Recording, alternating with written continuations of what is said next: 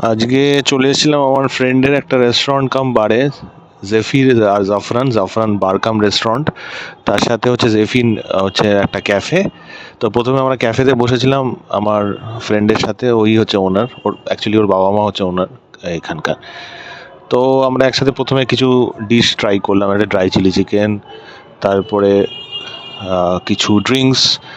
ওপরে বারে গেলাম, ওখানে খেলাম, সুন্দর অ্যাটমসফিয়ার, খুব ভালো লাগলো। পরে আমি আবার আসতে চাই, আবার ভিজিট করতে চাই উইথ ডিফারেন্ট ফ্রেন্ডস। তো দেখা যাক কীরকম। এমনি তো ভালোই লাগলো খুবই, এরপরে আরও অনেক কিছু ট্রাই করবো। বেশ সুন্দর লাগলো।